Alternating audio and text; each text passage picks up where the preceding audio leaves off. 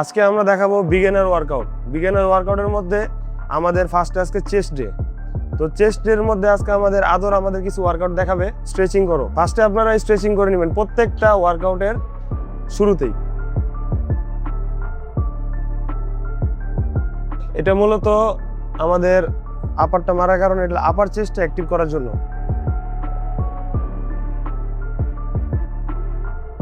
ও যেই স্ট্রেচিং গুলো দেখালো এটা হলো প্রত্যেকটা ওয়ার্কআউট শুধু চেস্টে, যেদিন চেস্ট ডে এই স্ট্রেচিং গুলো করবে। করার পরে এই স্ট্রেচিং গুলো আপনাদের প্রশ্ন থাকতে পারে কেন স্ট্রেচিং গুলো করানো হয়। স্ট্রেচিং করানোর মেন উদ্দেশ্যই হলো আমাদের যে প্রত্যেকটা বডি মাসেল ওয়ার্কআউটের সময় রেডি থাকে না, যেই কারণে আমরা চেস্ট ওয়ার্কআউটের দিন এইসব স্ট্রেচিং গুলো করার কারণে আমাদের মাসেলগুলো রিলিজ হয়, যেই কারণে বডিটা অ্যাক্টিভ হয়। তো দেন আমরা এখন ওয়ার্কআউটে ঢুকবো। তো আমাদের এখন চেস্টে ওয়ার্কআউট শুরুতে আমরা পুশ আপ মারবো।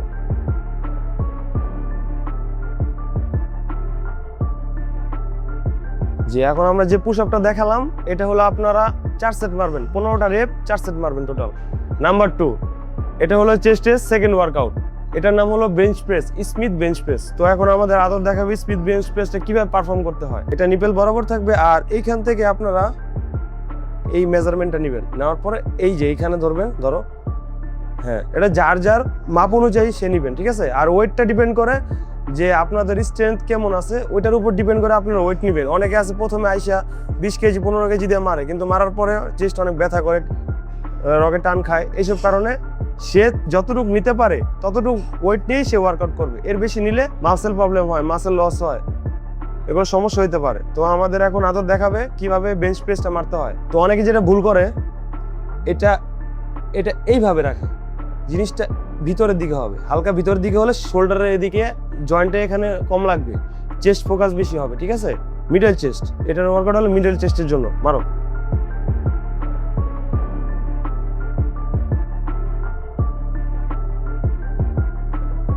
থার্ড ওয়ার্কআউট এখন আমরা দেখাবো dumbbell press, flat dumbbell press. শুয়ে পড়ো।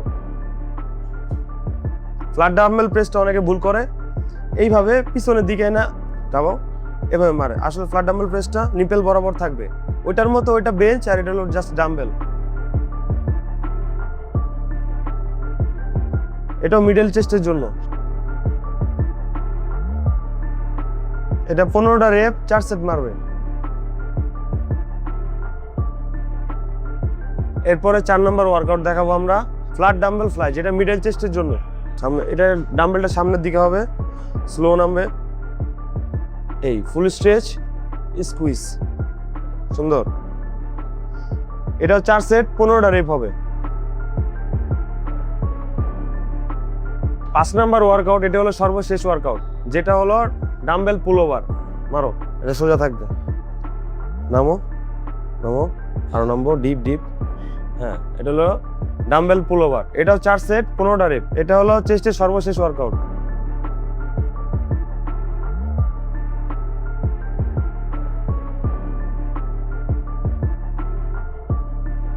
আজকে দেখালাম ডে 1। ডে 1 এর মধ্যে চেস্ট ওয়ার্কআউট।